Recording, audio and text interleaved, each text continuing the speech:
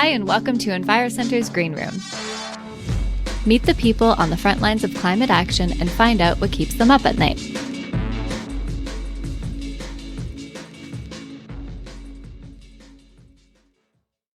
I'm Mandy, and this week we're joined by Jennifer Stelzer, Community Sustainability Programs Director at EnviroCentre. Welcome, Jen. Hi, Mandy. Thanks for having me today. It's nice to see you virtually in person.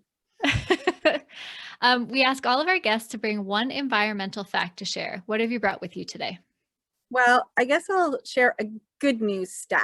So did you know that EnviroCentre has encouraged close to 5,000 people to start biking for the very first time? Our annual month-long cycling campaign is all about community building and getting people the tools and support they need to get started and hopefully let people find each other. And so a couple of, well, I guess last year, Bike to Work Month transitioned to Let's Bike Month because of the pandemic and workplace situations. And I think all of us here at EnviroCentre couldn't be happier to include even more reasons to ride a bike. That's amazing. Thank you. A little more of a serious question. What climate problem keeps you up at night? Yeah, well, a lot of climate problems keep me up at night, but probably the biggest thing I think about the most is actually equity in the environmental movement. So whether we're talking access to affordable, sustainable transportation or community infrastructure and support, we are still not at a level playing field in our city, in our country, or in the world. And that is a very big problem. Definitely. What is the solution? Well, I think the solution is really understanding. So making people understand that not everyone is going to have a bike lane right in front of their home, and that we must allocate the limited resources we have to places of priority, building better connections, better lighting, and better understanding of the long-term benefits for everyone when we support sustainable transportation in every community. So what's in the way? Well, like most things, money. So cars have truly been embedded into our culture, and it's really difficult to shift the way we build our cities overnight. The policies, the budgets, the economy, even the way we build our homes and our communities.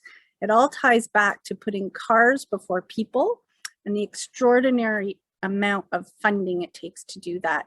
So we actually need a whole societal shift to prioritize putting people first and putting long-term sustainability first. And, you know, as we talk about quite often at EnviroCentre, we got ourselves into this situation of environmental change as human beings and individual decisions. And, you know, there is a path out, but it's going to take a whole lot of people and individual decisions supporting the right direction.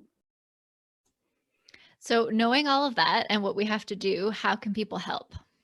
Yeah, so I believe truly that lead by example is the best thing we can do as people in our community. So teach your children that walking and biking to school is normal. Show up to meetings on your bicycle. Show up to dinner on your bicycle. Show up to the grocery store on your bicycle. Take transit and choose your car last.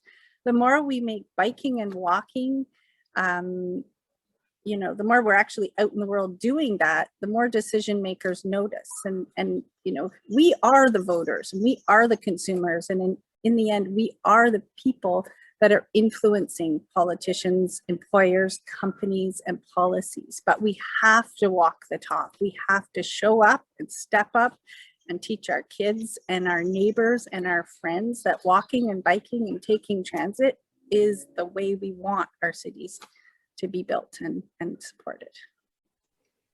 So knowing you, I think this is going to be your favorite question. So last question, what is the good future? Yeah, so, you know, I'm always saying you can't be an environmentalist without being an optimist. So I do love this question very much. It allows me to give my pie in the sky answer. And And really, it ties back to everything I've just said. So my good future is a world where everyone has access to safe and reliable, sustainable transportation options, no matter their income, their age, their ability, their background, their culture, where it's actually more convenient to walk and roll and bike and take transit or even use a car share than it is to step into that single occupancy vehicle that's sitting in your driveway. And it's where folks have access to what they need within their own communities. And longer trips aren't required for things like going to work or going to school. So I think that the little spark of goodness is that this pandemic has really highlighted for many people the importance of strong communities and vibrant neighborhoods. And I hope we can build on that. And I feel like that's the thing. That's like the thing that's going to come out of all this is that little bit of good that this pandemic has made people pay attention to their space. They're not just running away every day to go work somewhere else. So I think that's my good future. That's it for this week's Green Room. Thanks so much for joining us as we get to the heart of climate action. You can find out more about our work and sign up for our newsletter at EnviroCentre.ca. Follow us on your favorite podcast app or subscribe on YouTube.